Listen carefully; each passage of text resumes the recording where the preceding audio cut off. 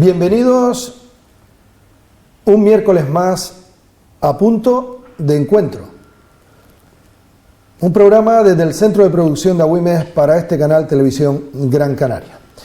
En la jornada de hoy nos hemos acercado, hemos venido el equipo de Punto de Encuentro al IOCAC, el Instituto de Oceanografía y Cambio Global, aquí en Gran Canaria, concretamente en Taliarte, porque vamos a hablar con el licenciado en Ciencias del Mar, doctor también en la materia, y queremos compartir en los próximos minutos temas relacionados con estas importantes áreas relacionadas con el mar, con la oceanografía, con el cambio climático y con todo lo que tiene que ver con preservar nuestro entorno, fundamentalmente el marino. Hablamos con el agüimense Aridane González. Aridane, un placer. Muy buenos días. Un placer estar contigo, que nos hayas abierto las puertas del instituto aquí en Taliarte para charlar en los próximos minutos contigo. Bueno, Aridane, estamos en el Instituto de Oceanografía y Cambio Global. Aquí dedicas muchas horas de tu jornada, ¿no?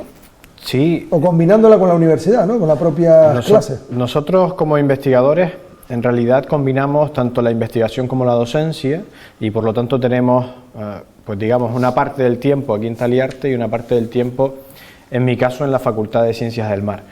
Aquí en el centro pues pueden encontrar investigadores e investigadoras de todas las áreas que tengan que ver con las cuestiones climáticas y oceánicas. Hablamos de biología, química, teledetección, geología, física, pues de todas las áreas en general, porque es un instituto multidisciplinar. Y aquí pues desarrollamos gran parte de la investigación que se hace en todo el instituto.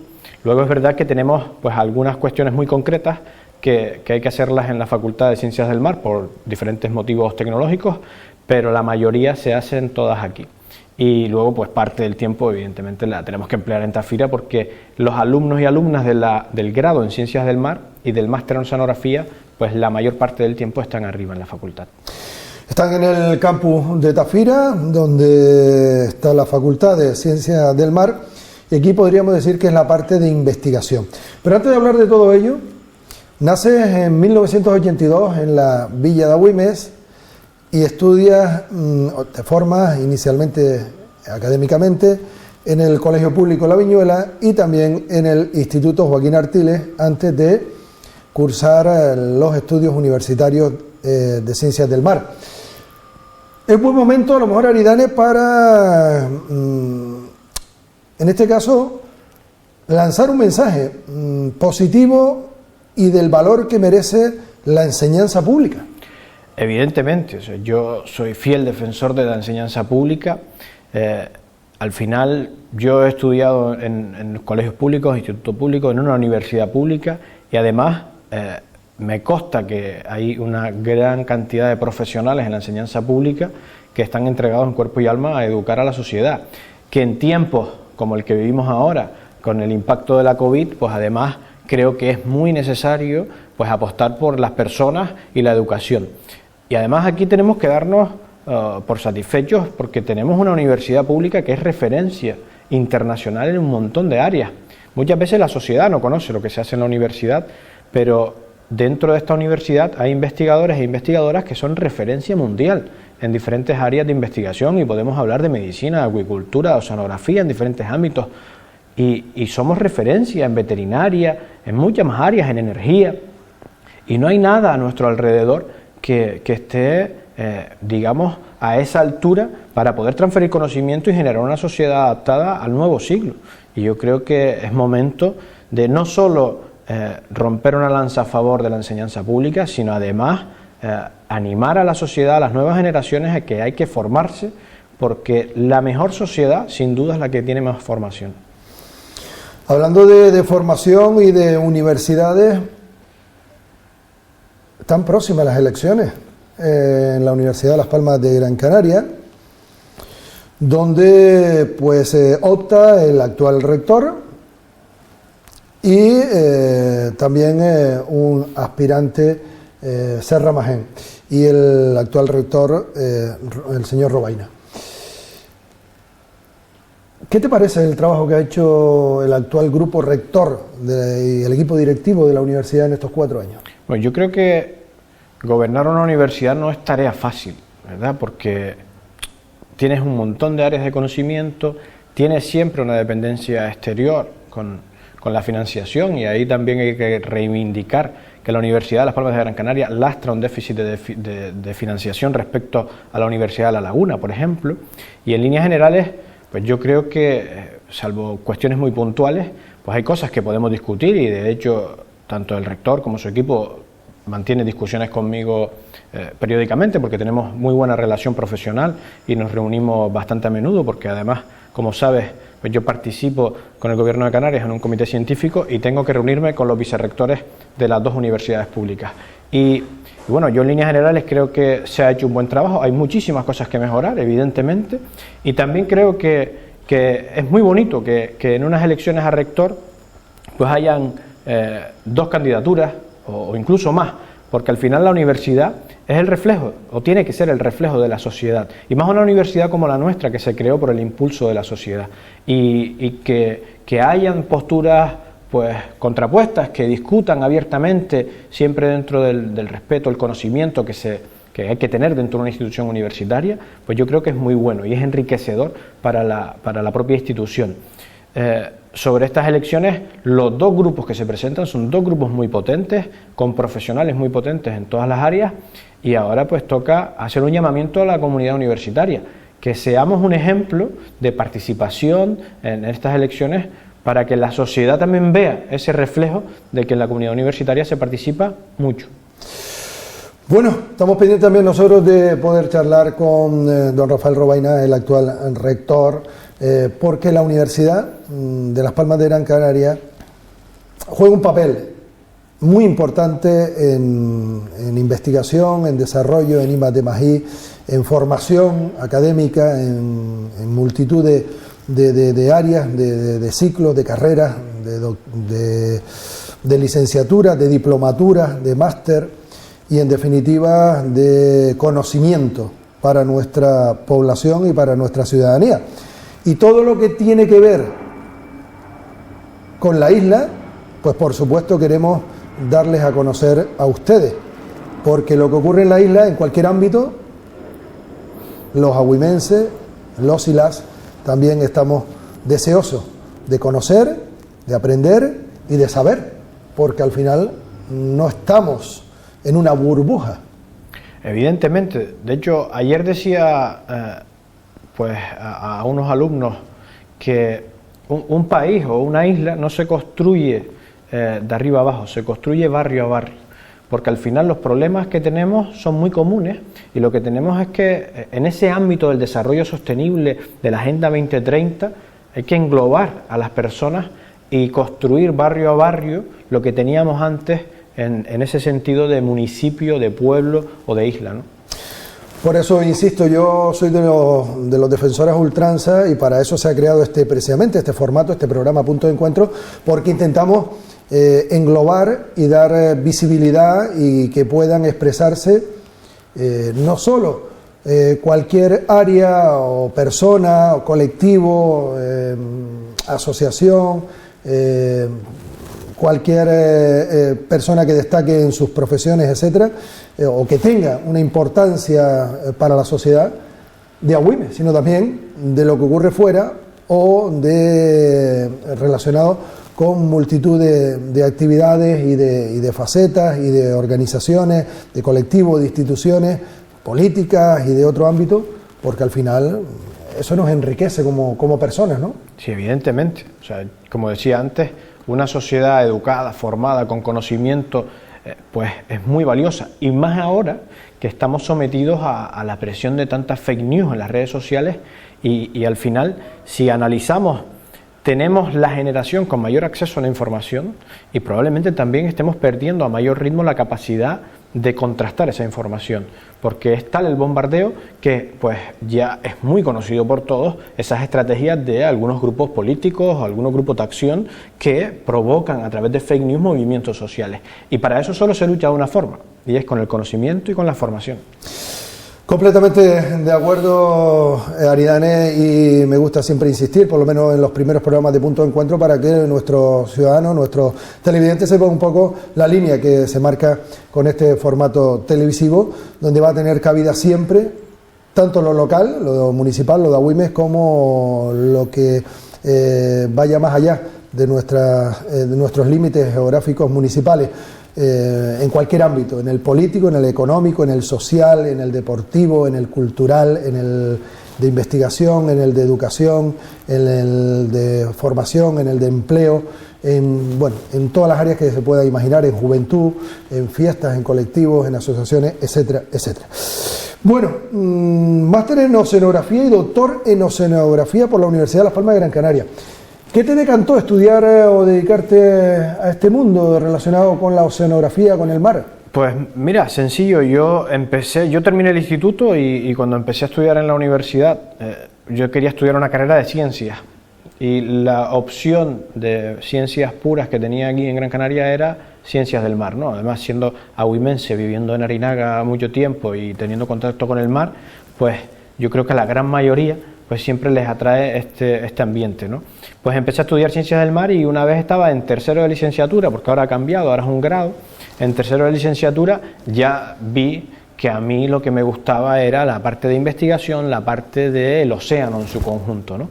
Pero no el océano entendido como ese gran mar azul, sino el océano con sus procesos químicos, que al final son lo que definen de verdad el comportamiento, no solo del océano en sí, sino del conjunto de la vida del planeta. Y ahí empecé a colaborar en el grupo Quima, que es el grupo de química marina de la Universidad de Las Palmas, y que está dirigido por el doctor González Dávila, Melchor González Dávila, y la doctora Santana Casiano, ambos catedráticos de universidad. Empecé a colaborar con ellos, me dieron la oportunidad, y en quinto de carrera pues tuve la oportunidad de tener una beca que daba el Ministerio a alumnos de último año para hacer trabajo de investigación, y a partir de ahí pues ya tenía clarísimo que me quería dedicar a la investigación. Cursé el máster de oceanografía, doctorado en oceanografía, y al terminar la tesis pues tenía clarísimo, ¿no? Y al final la investigación tiene unas líneas muy claras. El que quiere investigar pues tiene que moverse por el mundo, porque la investigación ya no es una cuestión que podamos hacer al nivel local. Cuéntanos tu experiencia en la Bretaña Occidental, en Toulouse, Francia. Pues mira, yo terminé justo aquí y me fui con un contrato primero por un año al Centro Nacional de Investigación Francesa, al CNRS de Toulouse, y ahí estuve pues trabajando tanto en la Universidad de Toulouse como en el Centro Nacional durante 2 años y medio aproximadamente, y pues ahí tuve la oportunidad de investigar lagos de alta montaña, contaminación por nanopartículas, cuestiones muy diferentes en concepto a lo que había estudiado aquí primero, pero no tanto si entramos en detalle, porque al final mi papel era estudiar los procesos químicos que definían todos estos ámbitos, y eso es lo mismo que en el mar, cambiando aquellas teorías químicas que tengan que adaptarse. Y luego me conseguí un proyecto de investigación para jóvenes investigadores franceses, del programa francés, pero que se dan a investigadores de todo el mundo, y me mudé a la Bretaña francesa, y allí pues tuve la enorme oportunidad de meterme en uno de los grupos más grandes que tiene Europa en términos de investigación química oceanográfica, y participé pues en una campaña en el Ártico Central durante 60 días, que alguna vez hemos hablado. Participé en campañas en el Atlántico Oeste, y la verdad que a nivel tanto personal como profesional es una cuestión que aconsejo a la mayoría de las personas a que se muevan, porque te ayudan a crecer personalmente, a conocer otras sociedades, otras personas, otras culturas, pero sobre todo a nivel de investigación te ayuda a formar redes de conocimiento, porque al final la investigación ya no basta con que tengas algún contacto en tu isla o en tu país, hay que formar redes internacionales, porque ahora los grandes proyectos, las grandes financiaciones pues necesitan de tener esas grandes redes, si no pues estás abocado a hacer una investigación muy local y de poca repercusión. Efectivamente, lo hemos hablado en otras cuestiones, en otros momentos, perdón, tu experiencia vital inolvidable seguro en Radio Agüimes de tu paso, de tu etapa en esos barcos que investigaban zonas tan que solo las vemos en televisión la inmensa mayoría de los mortales, pero que Aridane tuvo la oportunidad de vivirla in situ, en un barco en investigación, en zonas como Groenlandia o el Ártico. Bueno, me imagino que momentos para, no digo no solo para el recuerdo, sino para transmitir esa experiencia a los alumnos, a las alumnas y a todo el que te lo solicita, ¿no? Porque lo tendrás muy presente, ¿no? Yo siempre digo que soy de las pocas personas... ¿Qué te reportó esos momentos? Soy de las pocas personas que tienen la experiencia personal de pisar el Polo Norte, porque nosotros, una de las estaciones marcadas era justo en el Polo Norte, y como experiencia personal, cualquier campaña oceanográfica es súper enriquecedora, pero en este caso concreto, una campaña de 60 días de mar, con pues aproximadamente unas 100 personas a bordo de un buque inmenso, con personas de más de 20 países, súper enriquecedor. No solo ya el nivel de conocer cómo el resto de personas trabaja en un ambiente tan hostil como puede ser el Ártico, que además te puedo decir que habían días con una sensación térmica de menos 20 y tantos grados, haciendo estaciones de hielo, pero además de todo eso, el poder estudiar un ambiente que generalmente no se puede estudiar y que tiene tanto que aportar al conocimiento global del cambio climático y las repercusiones que tiene a una parte que está tan alejada como puede ser Canarias, porque al final el océano está interconectado, pues para mí ha sido una de las grandes experiencias. ¿Qué en esa etapa, en ese periodo que estuviste en esa zona con tanto frío, con tantas situaciones de inclemencias meteorológicas muy abruptas, muy duras, está claro que en la balanza todo es muy positivo, pero si te tienes que quedar con algo, alguna anécdota, alguna curiosidad que puedas contar de esos 60 días, de convivir con personas tan diferentes en su pensamiento, incluso en el idioma, que vienen con diferentes formaciones académicas. Bueno, un momento para mí fue, bueno, varios, ¿no? Pero obviamente el día que llegas al Polo Norte, ¿no? Es como todo el mundo durante más de un mes está esperando a llegar a ese sitio. Y vamos, porque es un hito. Al final no todo el mundo puede llegar al Polo Norte y posiblemente no se vuelva a repetir, porque no sabemos si vamos a tener un Ártico en esas condiciones nunca más.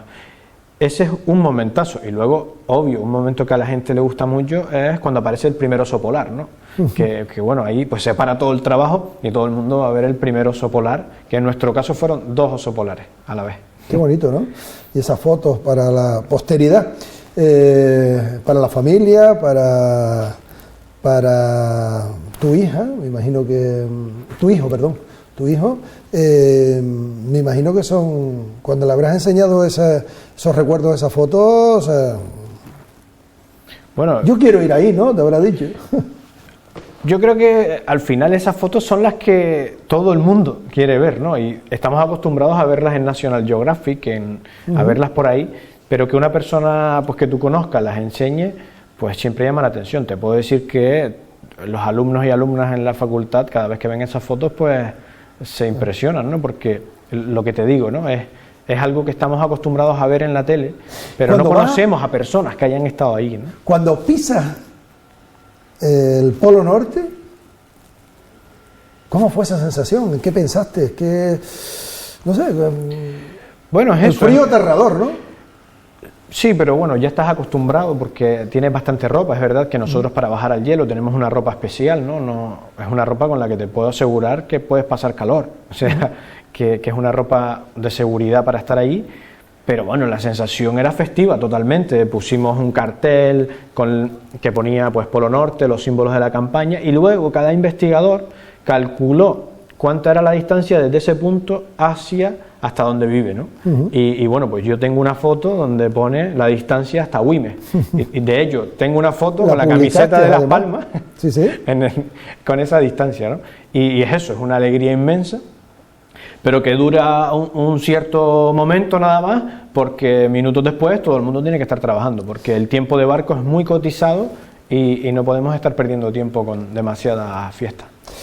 ¿Mantienes contacto con alguno de los investigadores que te acompañaron en esa experiencia? Sí, claro. De hecho, seguimos trabajando todavía datos que recogimos en ese tiempo, porque muchas de esas muestras no se pueden analizar de hoy para mañana, necesitan un tiempo de almacenamiento, un tratamiento específico, y hace poco publicamos un trabajo y actualmente estamos trabajando en ello todavía. Incluso por WhatsApp tenemos relación, pues un montón de investigadores ahí, porque al final, lo que te decía, ¿no? Este tipo de proyectos y campañas te permiten crear esas redes, que es lo que después te va a permitir, pues, pedir nuevos proyectos, no solo en el Ártico, sino en diferentes ámbitos, desde experimentales hasta oceánicos. Bueno, qué bonito momento y sobre todo también homenaje a tu tierra, a tu isla y a tu equipo, la Unión Deportiva Las Palmas, porque tú también eres un fiel seguidor de la Unión Deportiva. Sí, evidentemente. Tú sabes que conmigo puedes hablar de ciencia, de cambio climático, de lucha canaria o de fútbol, lo que queramos. Sí. Y hombre, yo creía que además, cuando veía en las redes sociales esto de Canarios por el mundo y veía a la gente con la camiseta de la Unión Deportiva en diferentes sitios, decía, bueno, me la voy a poner yo en el Polo Norte a ver quién va a ir más lejos ahora. Sí, y era como un reto, ¿no? Para mostrarlo. Difícil de repetir una imagen de esa en concreto en el Polo Norte con la camiseta de la Unión Deportiva Las Palmas, porque sabemos que fotos con camiseta de la Unión Deportiva Las Palmas o de simbología relacionada con la tierra, pues hemos visto muchísimo. Cualquier persona que sale y viaja a cualquier lugar del mundo, pues solemos llevar algún símbolo o alguna, en este caso la camiseta de fútbol del equipo de nuestra tierra o cualquier otro detalle, y nos sacamos fotos en diferentes puntos del mundo, pero el Polo Norte es un poco más, es menos habitual o poco usual. Y no me saqué una con la foto del Club de Lucha Unión Agüimes, porque yo salía desde Francia y no desde aquí, porque claro, si no, te digo que también caía una. Porque efectivamente, otra de las facetas es que en los últimos tiempos también colaboras, estás en la directiva del Club de Lucha. Desde hace ya 14 años. Estamos ahí pues aportando, ¿no? Al final creo que todos tenemos que ayudar a nuestras tradiciones y qué mejor manera que estar ahí involucrados. Bueno, con esto del COVID-19, de la pandemia y en la situación que estamos viviendo, desgraciadamente, ojalá se pueda ir bajando la cifra. Hay que seguir concienciando a la población de que tenemos que tener un poquito de cuidado. Estamos en pleno mes de febrero, un mes que siempre ha sido tradicional por los carnavales. Este año no los tendremos como ha sido siempre de la forma habitual, y se confía en que si ponemos toda nuestra parte, pues vaya bajando la cifra y podamos pasar o bajar a niveles inferiores del 3, bajar al 2, al 1 y al final pues estar en la nueva normalidad, y a medida que va llegando la vacuna, ¿no? Ocurre en cualquier deporte, en cualquier modalidad y también en la lucha, ¿no? Ahora mismo no hay competición. No, y evidentemente ahora mismo es muy complicado establecer cualquier mecanismo que te asegure que te dé seguridad sanitaria en la lucha canaria. Se pueden establecer entrenamientos y demás, pero no entrenamientos de pegar en lucha canaria, porque al final no tenemos que perder el foco, ¿no? Y el foco es garantizar la seguridad de niños, niñas que practican ese deporte y que no estamos jugando con cualquier cosa, estamos jugando con la salud de personas, de niños y niñas que luego pueden ir a sus casas, y el modo de competición que tiene la lucha hace que sea más complejo que otros deportes. Entonces, bueno, yo aquí también aprovecho y hago un llamamiento a la calma, a la cautela, y a que podemos mantener vivo el deporte, la lucha canaria, de un montón de maneras, a través de la divulgación, a través de la educación, pero tenemos que ser pacientes para garantizar la seguridad. En tus investigaciones, Aridane, destacan múltiples campañas. Hemos hablado del Ártico, del Subártico, en muchos lugares del planeta, o en algunos lugares del planeta, pero también aquí en nuestro archipiélago canario has estado también en investigaciones destacadas. Cuéntanos. Sí, evidentemente. De hecho, por ejemplo, entre otras, en el Hierro, ¿no? Sí, de hecho, yo cuando terminé el doctorado, yo terminé en 2011 y fue justo cuando tuvimos esa erupción volcánica en el Hierro, y por eso pude estar un año más trabajando aquí. Y bueno, esa por ejemplo es una de las grandes experiencias como investigador que yo me llevo, estar en una erupción submarina volcánica y poder medir en el océano parámetros que eran impensables que pudiese medir en otro momento. Hablo de un agua totalmente anóxica, sin oxígeno, con un pH alrededor de 5. Recuerdo que el pH del agua de mar está en torno a 8, 8,2, dependiendo de qué zonas, y era un ambiente totalmente hostil, ¿no? Pero también he participado en otras campañas, campaña Orca de unos 30 días alrededor de Canarias, RAPROCAN, que es una de las series más importantes de observaciones que tiene como 30 años de antigüedad, que lleva tanto el Instituto Español de Oceanografía como investigadores del IOCAC al norte de Canarias, y luego otras campañas propias más cortas del grupo KIMA, el grupo en el que trabajo, porque es interesante saber que cuando hablamos muchas veces de grandes logros internacionales se nos olvida el foco que tenemos aquí. Por ejemplo, el grupo KIMA lleva 25 años estudiando la acidificación de los océanos a través de la estación Stock, que opera actualmente Plocan, pero las medidas de CO2 las hace este grupo en el norte de Canarias, y que actualmente también está implantando una red de observación costera en Canarias. Ya hay una boya que lleva pues prácticamente un año en breve en la bahía de Gando, que mide todos los parámetros relacionados con el CO2, el cambio climático y demás en el océano. Tenemos otra boya en el Hierro que fondeamos hace una semana escasa, y estamos preparando la siguiente que pondremos en la Graciosa, y además tenemos dos barcos con equipamiento que miden todo el ancho de Canarias. Me comentabas hace unos minutos, antes de comenzar este punto de encuentro, que ayer precisamente embarcabas para ir hacia esas boyas. Bueno, estás un poco adelantando ese tipo de investigación que están llevando a cabo y en las que están ahora mismo inmersos. Ahora podríamos decir que el Grupo KIMA, el proyecto más ambicioso en el que están poniendo los 5 sentidos, ¿es relacionado con lo que estás comentando? Nosotros tenemos dos líneas donde ponemos todo el esfuerzo, que están interrelacionadas. La primera es la acidificación y el sistema de carbono, que es principalmente esto, observaciones que primero nos permitan conocer cuál es el impacto del cambio climático en las zonas costeras ahora mismo, más esta zona Stock que ya tiene 25 años de antigüedad, porque tenemos que conocer cómo evoluciona el océano de verdad en este ambiente. Porque es importante destacar que cuando hablamos de cambio climático no podemos medir un día, ni siquiera podemos medir un mes. Tenemos que tener como mínimo 10 años de observaciones para ver esa relación real con el clima. Y luego la otra línea que está ligada es la de los ciclos biogeoquímicos, la química de los metales esenciales para la vida, la química orgánica de compuestos que excretan organismos y que está relacionada. ¿Por qué? Porque el cambio climático está provocando un cambio químico de los compuestos que hay en el océano, y por lo tanto eso va a afectar a los ciclos biogeoquímicos, y estamos poniendo todo el esfuerzo en eso, en tener las dos líneas activas e interconectadas. Terminar la carrera y tener que vivir la experiencia aterradora, desagradable del Hierro, me imagino que para ti fue un impacto, ¿no? El ver lo que ocurrió en ese lugar, lo que supuso también para la fauna y vegetación marina la erupción, ¿no? Yo como científico tengo que decir que nada de aterrador, en el sentido de esto pasa en muchas partes del mundo, en muchas partes de actividad volcánica.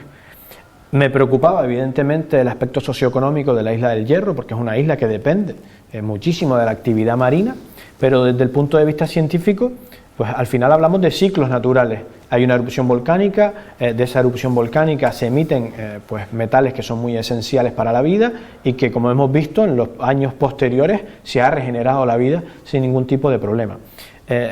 Como investigador, te decía, para mí era una de las grandes experiencias que habré podido vivir, porque al final uno puede estudiar emisiones submarinas profundas, ¿no?, que hemos participado. De hecho, en el Ártico pudimos medir en alguna emisión profunda, pero no es lo mismo que ver esa erupción tan cercana con esas imágenes que ya todos y todas pudimos ver, ¿no?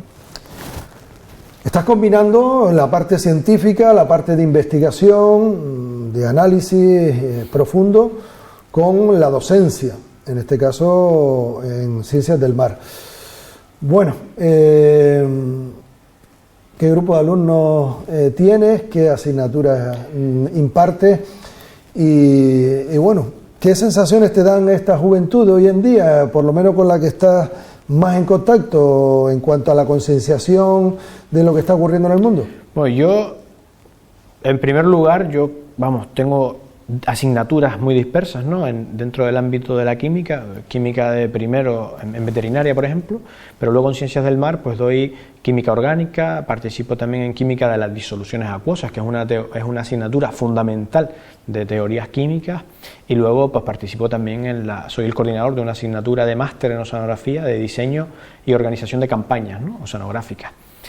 Y esto, claro, depende, ¿no? Los alumnos en primero pues llegan un poquito más jovencitos, más verdes, porque vienen del instituto, pero la realidad es que en términos de sostenibilidad, el alumnado que llega es un alumnado que ya está bastante comprometido con la conservación del medio, con su implicación en la acción climática, ¿no? Esto a lo mejor hace 10 años era mucho menor, pero ahora ya el alumnado que llega es el central de la acción climática, de ahí esos movimientos de la juventud por el clima, etcétera. Y en líneas generales yo estoy muy contento con el alumnado y creo que además, por ejemplo, el año pasado con el impacto de la COVID, de ese confinamiento extremo, pues tanto el profesorado, los coordinadores, tanto de la facultad, de los grados, de los másteres, del propio rectorado también de la universidad, los profesorados de las asignaturas y el alumnado, pues hicimos un esfuerzo inmenso para mantener pues todo el proceso educativo en marcha y que no sufriera ningún impacto ya más duro del que estábamos sufriendo todos y todas con la COVID. Así que yo en líneas generales estoy muy satisfecho, siempre hay casos muy puntuales, pero sería injusto generalizar y estoy encantadísimo, y sobre todo porque veo a una juventud ahora, justo después del impacto de la COVID, con ganas de ser creativos, ¿no? Había un momento donde quizás uno tenía esa percepción de que nos estábamos dejando llevar, ¿no?, por la rueda del desarrollo, y ahora esto nos muestra que hay que ser creativos si de verdad queremos encontrar soluciones interesantes para el futuro. Eres presidente del Comité de Expertos para el Estudio del Cambio Climático en Canarias. Además, participa o eres miembro del Observatorio Canario del Cambio Climático, por lo tanto, mantienes reuniones, sobre todo en cuanto a dar opiniones, a compartir también experiencias y opiniones sobre la sociedad atlántica de oceanografía, donde eres miembro también, y sobre el cambio climático. Bueno, ¿estás notando en la parte política, en la parte institucional, concienciación, reciprocidad y apoyo entre investigación y la parte decisoria, que en este caso es los políticos? Sí, de hecho esa es la base, ¿no?, por la que nace este comité, que al final hay que destacar que este comité nació en el grupo de gobierno anterior, del gobierno de Canarias, y se mantiene vivo todavía. Y nosotros no damos opiniones en este comité, lo que damos son datos, para que luego podamos transmitir qué significa eso a la parte política. Hacemos lo que se llama diplomacia científica, incluso traducir las necesidades que la clase política pueda tener a la comunidad científica. Y somos ese nexo de unión que además intenta formar lo que te decía antes, esa red de conocimiento interna en Canarias. Porque muchas veces pasa que pues puede ser el gobierno de Canarias, un ayuntamiento, un cabildo, necesita un especialista y no sabe que lo tiene en Canarias y que probablemente sea de lo mejorcito que haya en el mundo, pero no lo sabe. Cuando nos contactan, nosotros intentamos montar esas redes de contactos, ¿no? Y pues evidentemente vivimos en un momento complejo. En grandes líneas, la parte política es bastante permeable a lo que la comunidad científica les dice. La sociedad a veces tiene la percepción de lo contrario, y eso, en mi opinión, se debe al lastre que se llama la burocracia, ¿no? ¿Por qué? Porque muchas veces se quieren hacer cosas y luego se dilatan en el tiempo tanto que las personas tienen la percepción de que no se está haciendo nada. Y podemos poner grandes ejemplos que hemos tenido aquí en Canarias, por ejemplo, los parques de energía eólica offshore. Todos los datos científicos hablan de la necesidad, la clase política entiende que hay esa necesidad, pero el régimen de competencias, los permisos, etcétera, hacen que se vaya dilatando tanto en el tiempo que parece que no queramos hacer nada en ese sentido.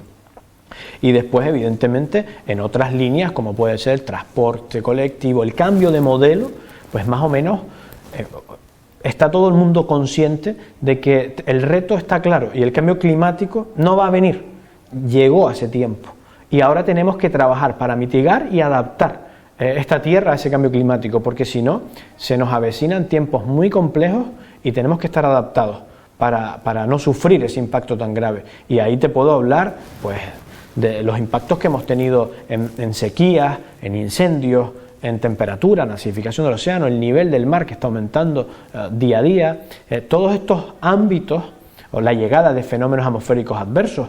Este año ha sido el año con más tormentas tropicales o huracanes en la historia y hemos tenido algunos muy cerquita de Canarias y todos los modelos indican que se mueven hacia este lado. Entonces tenemos que estar preparados para eso y eso la comunidad política, la que toma decisiones, lo sabe y en grandes aspectos todas las instituciones están trabajando para ello. Ahora lo que digo, al final este problema de la burocracia, de las competencias, pues a veces hace que las cosas no vayan lo rápido que los científicos queremos, que también tengo que reconocer que a veces queremos que vayan muchísimo más rápido, ¿no?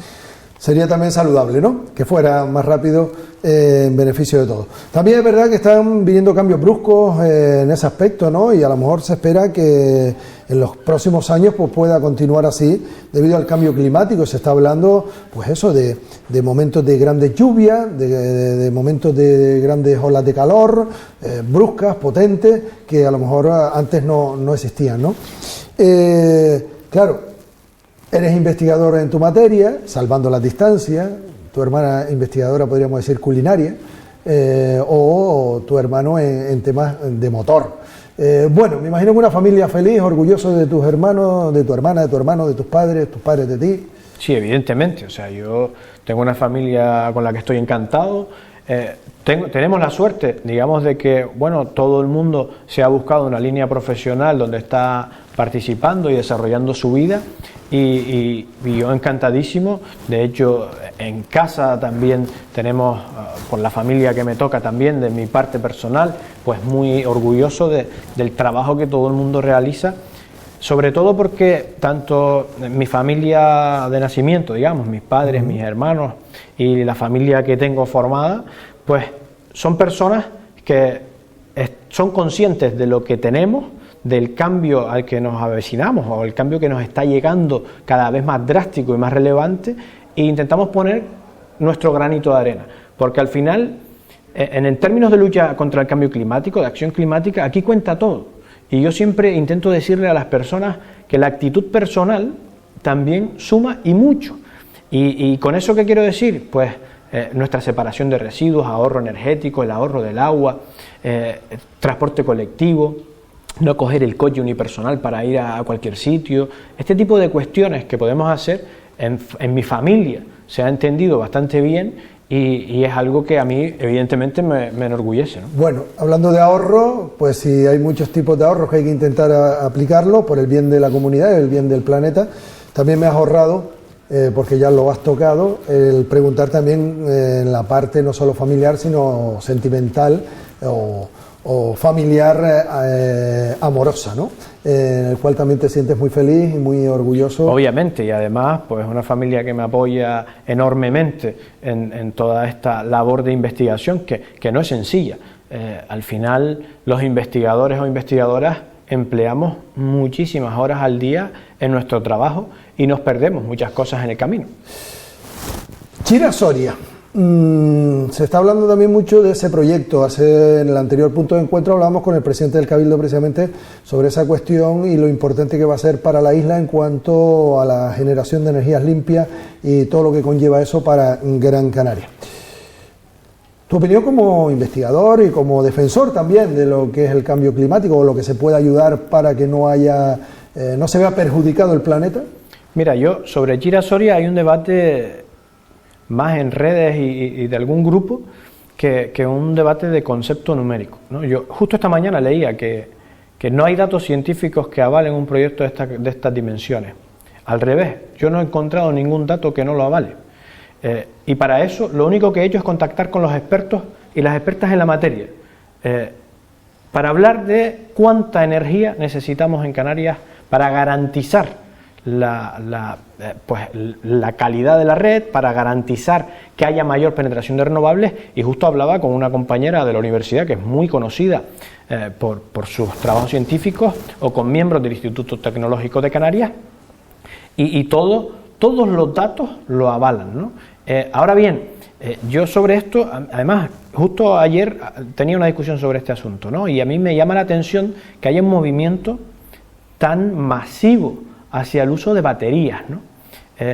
El modelo no va a ser suficiente solo con Chira-Soria, tenemos que cambiar el modelo en muchos ámbitos, y eso no quiere decir que haya que usar ciertas baterías, eso no quiere decir que haya que cambiar el transporte, eso no quiere decir, Chira-Soria va a ser el motor, el sostén del cambio, ¿no? Pero la gente ha perdido la percepción, y a veces a mí me llama la atención, ¿no? Cuando hablamos de sostenibilidad y medio ambiente, ¿no? Es que Chira-Soria va a crear un impacto en el medio ambiente. Cada persona, desde que se levanta hasta que se acuesta, crea muchísimos impactos, pero hay que saber evaluarlos, ¿no? Y las baterías no tienen ningún impacto. A mí eso me llama la atención, ¿no? Unas baterías que están hechas con tierras raras, que se extraen como se extraen de países donde hay una explotación importante, de personas además, donde una vez utilizadas cada 10, 15 años hay que reemplazarlas por baterías nuevas, nos crea un residuo, dependencia exterior, o sea, mayor huella de carbono, que luego no podemos atender aquí, que tenemos que exportarlas de nuevo, o sea, ya no creamos ni siquiera negocio y empleo en Canarias. Pero es que además, justo leo que Canarias tiene potencial para tierras raras, y obviamente eso sí que va a crear un impacto, porque podría ser que tenemos que crear minería. Y entonces las personas que defienden el uso de baterías están defendiendo que haya una explotación del territorio para extraer eso, y eso no crearía un impacto. ¿O es que somos sostenibles solo si las tierras raras las extraemos en África? Porque si somos sostenibles solo con el daño a terceros, yo creo que ese no es el camino. Creo que el camino es la sostenibilidad en su conjunto y los derechos humanos en su conjunto, y cuidar el territorio en su conjunto. Y en ese sentido, yo estoy convencidísimo que Canarias necesita no solo Chira-Soria, sino más Chira-Soria, de forma planificada. Y otra cuestión que me llama muchísimo la atención es que este estudio ha estado 3 veces en consulta pública. No conozco ningún otro proyecto que haya estado tantas veces en consulta pública. 3 veces. Es ahí donde hay que hacer inciso, ahí es donde hay que añadir información cuando uno no está de acuerdo. Y además de eso, actualmente está en estudio por los expertos en materia de impacto ambiental. ¿Por qué no dejamos que hablen primero? ¿Por qué tenemos que meter este tipo de presiones? Y después, para terminar, ¿cuál es la alternativa? Porque todavía en ningún foro en los que he participado, y participo en muchos, en ninguno de los que he oído, todavía he visto una alternativa real para dejar de quemar, ojo con esto, 100.000 barriles de petróleo al día, que eso es lo que consume Canarias cada día. Bueno, contundente. Te iba a preguntar por las tierras raras, ya no hace falta preguntarte que cuál era la opinión como investigador, como científico, porque ya la has plasmado en estos minutos, y creo que también es una línea que comparten muchos investigadores y científicos en cuanto a eso que se ha hablado en los últimos meses, de la posibilidad de extraer algún tipo de material en nuestras tierras.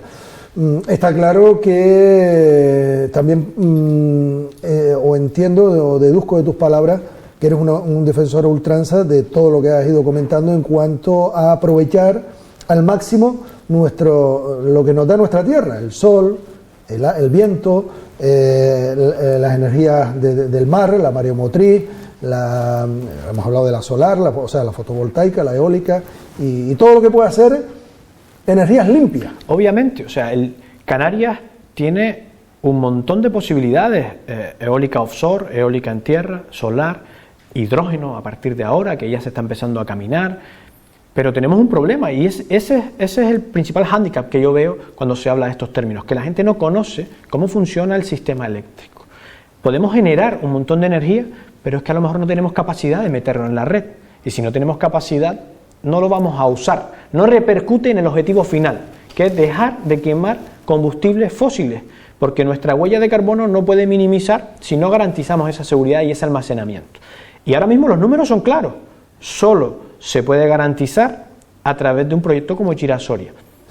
Bueno, vamos a afrontar los últimos minutos del punto de encuentro de hoy, Y no quiero perder la oportunidad de tocarte algunos temas también importantes, que le puede, además, que nos puede servir de curiosidad, o que nos sirve de curiosidad, o que queremos saber, seguro los televidentes y el que está preguntando. ¿Cómo es brevemente el día a día de un oceanógrafo? Pues es un día entretenido, siempre, ¿no? Nosotros no tenemos mucho tiempo para perder en distracciones. Dependiendo del momento en el que estés, pues por ejemplo, un día a día normal en tierra es analizar muestras. Nosotros tenemos una gran cantidad de muestras que tenemos de estas campañas oceanográficas y pasamos el día pues analizando muestras. En mi caso, analizando muestras en el laboratorio con diferentes equipamientos, ¿no?, de alta tecnología y además que son bastante novedosos. Y luego, una vez uno termina de analizar estas muestras, pues emplea un montón de horas tratando datos.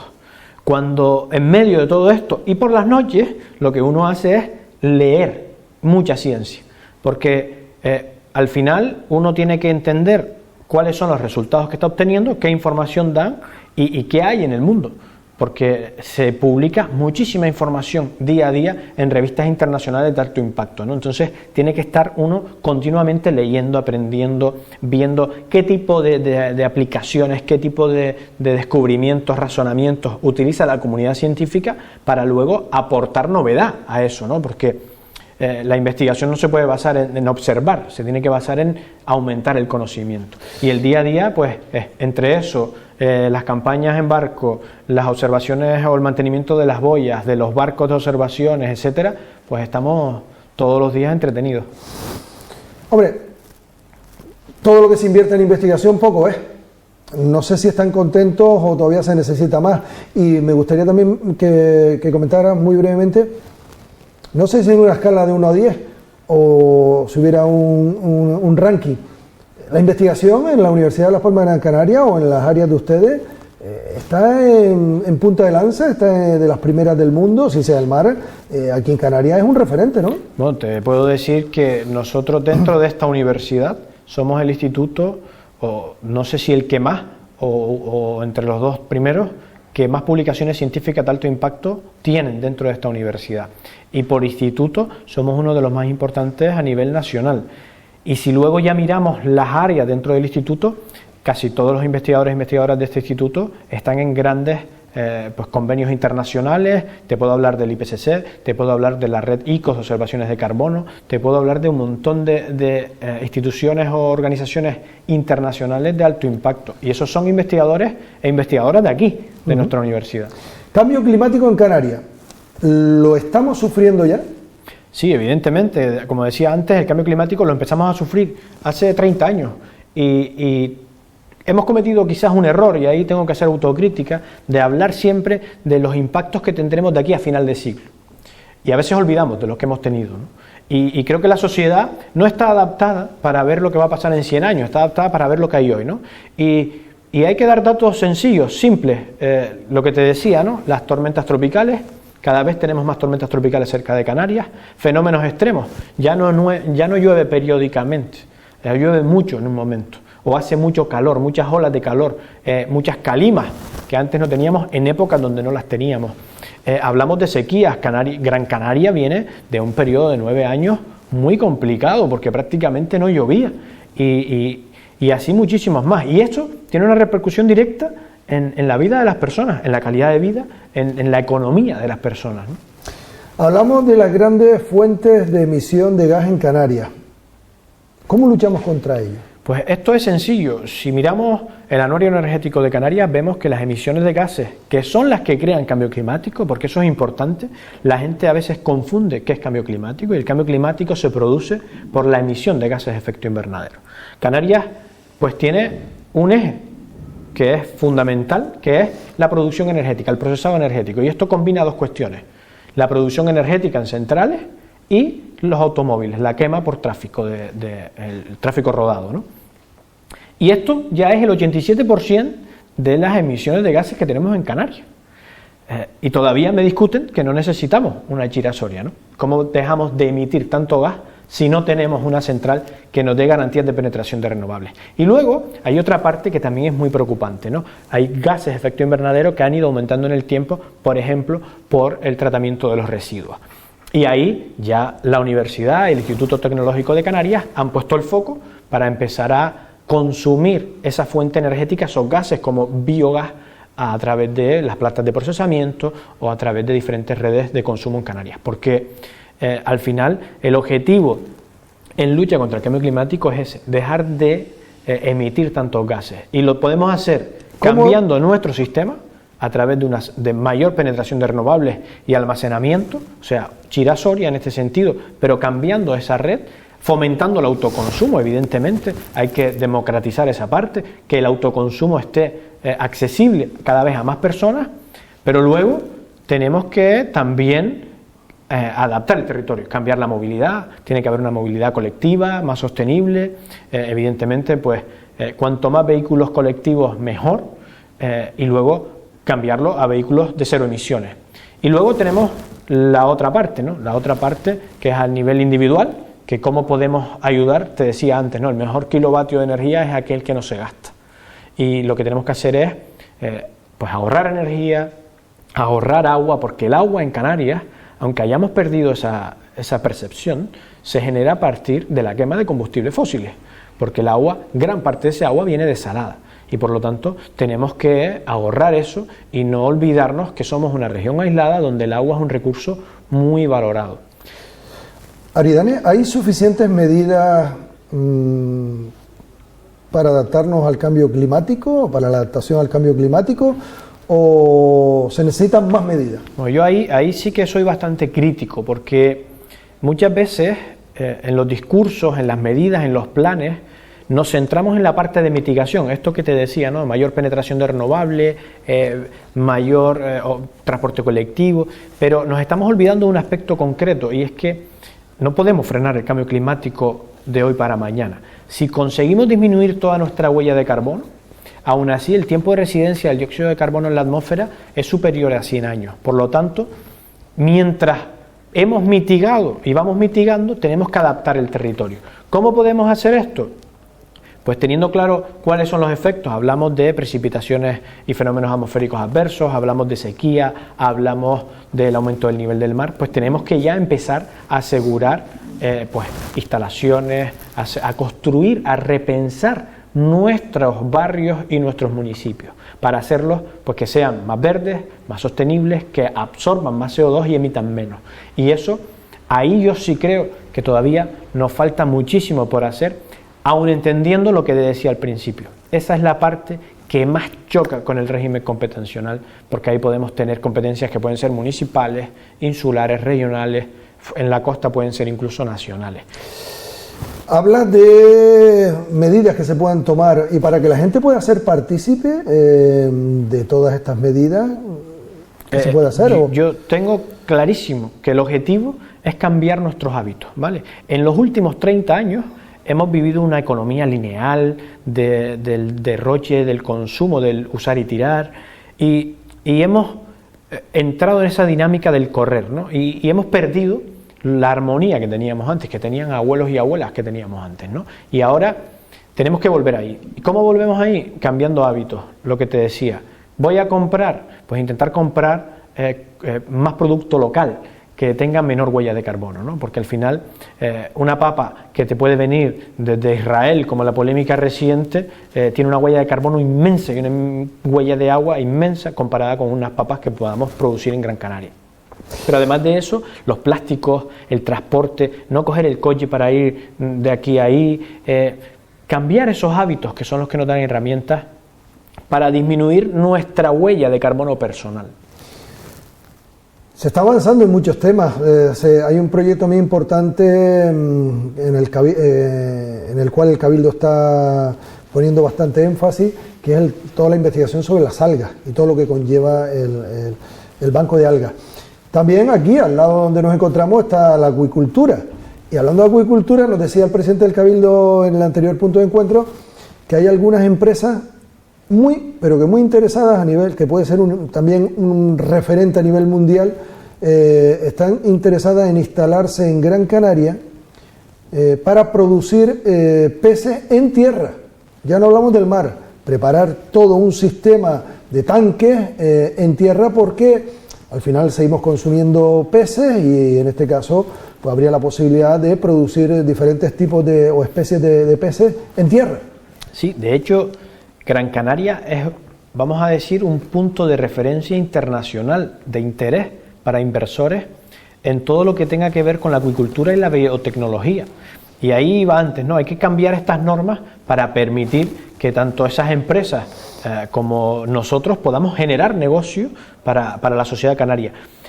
Además, dentro de toda la isla de Gran Canaria, pues tanto Pozo Izquierdo como Arinaga son dos de las zonas pues más demandadas por espacio y por cercanía al mar para desarrollar este tipo de actividades, y yo creo que hay que seguir impulsando. El Cabildo de Gran Canaria impulsa un eje que es muy interesante, el Bioasis, donde no solo se trata la acuicultura, sino también la biotecnología de algas, tanto en mar como en tierra, porque son una solución alimentaria, farmacéutica, de cosmética, de todo tipo, y hay industrias mundiales con interés de venir aquí. Ahora lo que tenemos que ser es rápidos en esas respuestas para que, garantizando la sostenibilidad del territorio, pueden venir a instalarse en Canarias, en Gran Canaria, generar empleo, y nosotros tenemos la capacidad de darles el personal formado, porque en Gran Canaria formamos a mucha gente en FP y en universidad en ámbitos relacionados con el medio marino.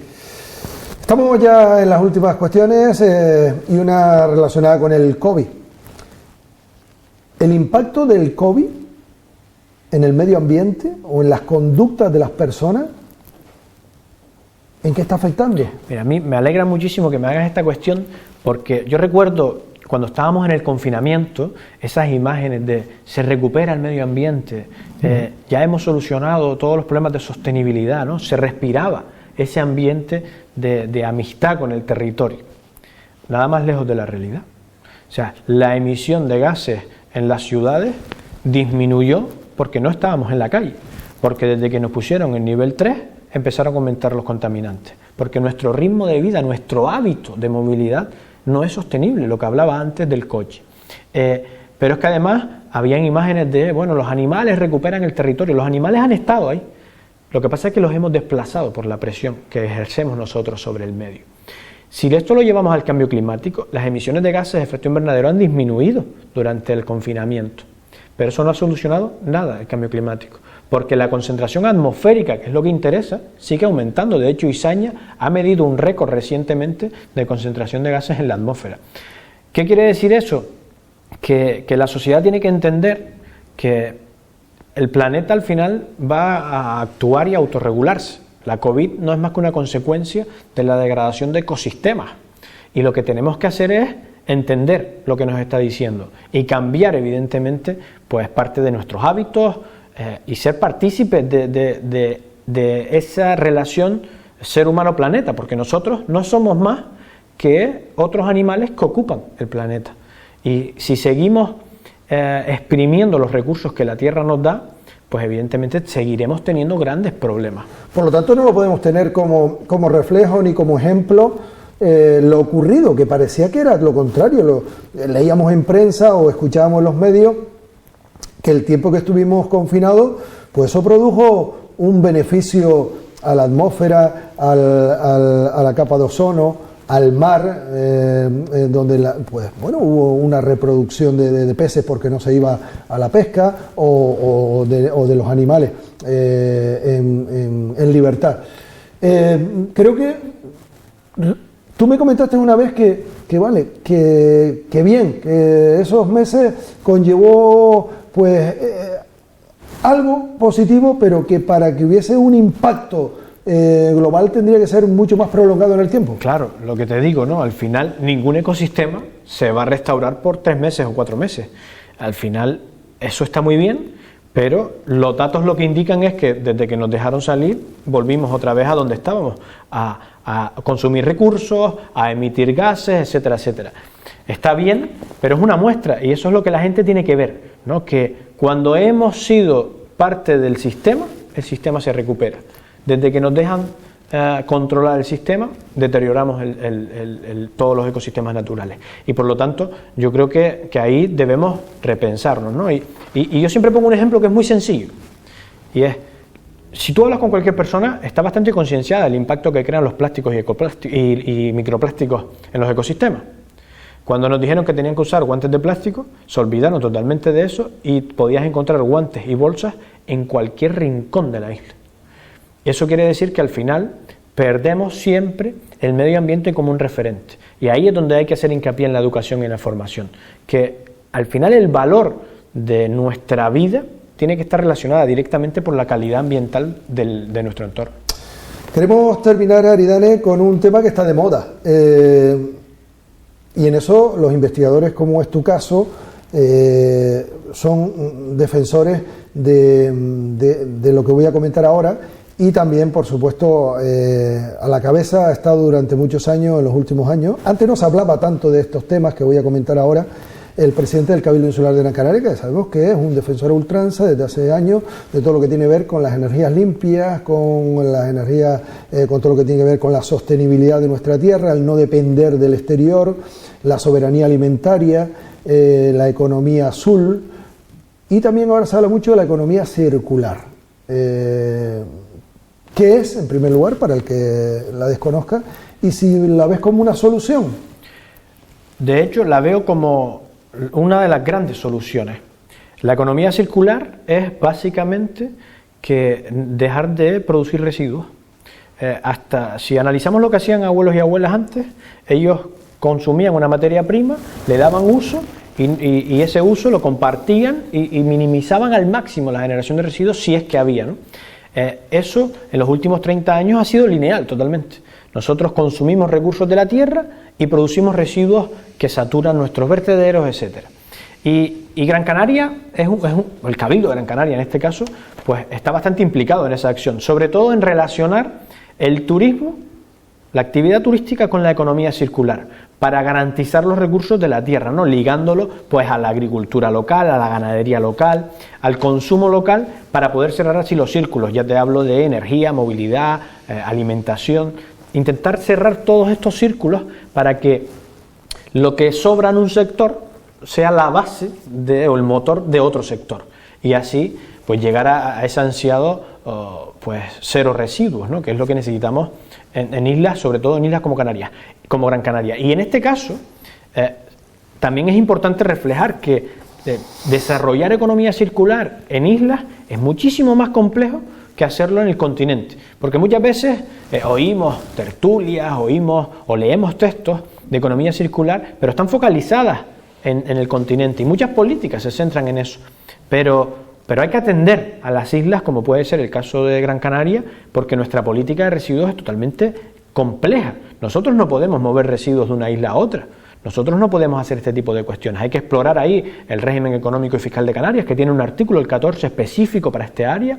Y como te decía, desde el Cabildo de Gran Canaria, me consta, porque además participo con ellos en algunas cuestiones importantes, están trabajando para que tanto la comunidad investigadora como empresarial puedan empezar a interrelacionarse dentro de este eje de economía circular. Aridane ha sido una persona siempre activa en la divulgación científica y además intenta trasladar toda esa investigación y esos conocimientos a la sociedad y también a la parte política, sobre todo basada en el conocimiento, que es fundamental para tomar decisiones y que no sean a la ligera, sino en base a unos hechos demostrables científicamente. Ahuimense, doctor, licenciado en Ciencias del Mar, profesor de la universidad y también investigador en este lugar donde nos encontramos, en el centro de Taliarte. Ha sido un placer charlar contigo, que nos hayas abierto pues estos minutos de este espacio y nos hayas dedicado un tiempo de tu ardua y prolífera actividad diaria para comunicarte y lanzar mensajes siempre relacionados con el conocimiento y con la investigación. Ojalá pues todos tengamos conciencia de lo importante que es cuidar nuestro medio ambiente, nuestro entorno, nuestra isla, para tener un mundo mejor y sobre todo dejárselo a las generaciones que nos preceden. Gracias, Aridane, González y González. Gracias. Gracias a ustedes. Pues terminamos el punto de encuentro en la jornada de hoy, donde hemos hablado de todos estos temas relacionados con la investigación y con la ciencia.